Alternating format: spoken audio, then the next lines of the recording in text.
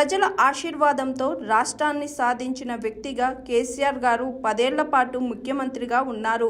సాధించిన రాష్ట్రానికి సారథ్యం వహించే అదృష్టం నీకే దక్కిందని కేసీఆర్ గారిని నాటి రాష్ట్రపతి ప్రణబ్ ముఖర్జీ గారు ఆశీర్వదించారు.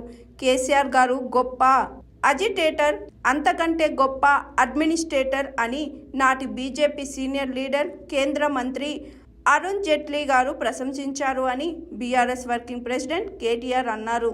ప్రణబ్ ముఖర్జీ గారు ఒక గొప్ప మాట అన్నారు కేసీఆర్ గారిని ఆశీర్వదించి. చంద్రశేఖర్ అంటాడు, ఆయన చంద్రశేఖర్ అంటాడు. చంద్రశేఖర్ నువ్వు అదృష్టవంతుడు అయ్యా, చాలా మంది ఇది సాధించాలని కలగా ఒకటి పెట్టుకుంటారు, టార్గెట్ పెట్టుకుంటారు, కానీ నిజంగా నువ్వు అదృష్టవంతుడివి.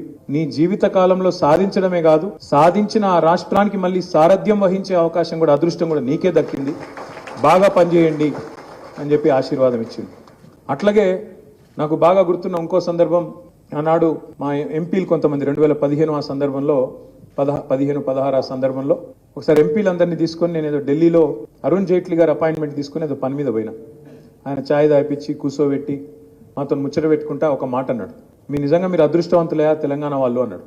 ఎందుకు సార్ అంటే, జనరల్ గా రాజకీయ నాయకుల్లో 2 రకాలుగా ఉంటారు. ఒకటి యాజిటేటర్స్, అంటే బాగా లొల్లి పెడతారు, బొబ్బ పెడతారు, విమర్శ చేస్తారు, కొట్లాడతారు, ఏదైనా ఇష్యూ ఉంటే ఫైటర్లు ఉంటారు అన్నాడు. లేదా రెండోది మంచి పరిపాలకులు ఉంటారు, అడ్మినిస్ట్రేటర్స్ ఉంటారు. మంచి యాజిటేటర్స్ ఉంటారు, మంచి అడ్మినిస్ట్రేటర్స్ ఉంటారు. కానీ నిజంగా మీరు అదృష్టవంతులు.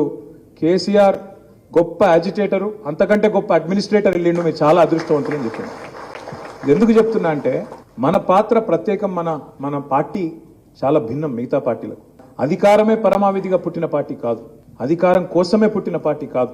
ఆనాడు కేసీఆర్ గారు పార్టీ పెట్టినప్పుడు 2-3 గొప్ప మాటలు చెప్పినారు.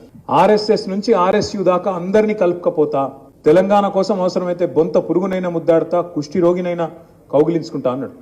అందుకే ఎప్పటికప్పుడు రాజకీయ ఎత్తుగడల్లో భాగంగా, రాజకీయాల్లో అల్టిమేట్గా ప్రజాస్వామ్యంలో ఓటు ద్వారానే తెలంగాణ సాధించాలి, సీట్ల ద్వారానే సాధించాలి, రక్తం చుక్క చిందొద్దు, మళ్ళా మన పిల్లలు ఎవరు సావద్దు అని చెప్పి పట్టుబట్టి కమిట్మెంట్తోని చాలా ప్రయత్నం చేశారు.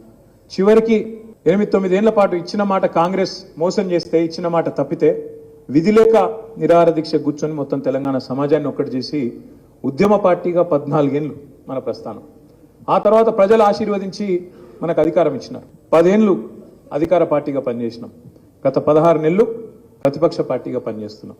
Hi everyone, నేను మీ Pavani. Please like, share and subscribe GRTV.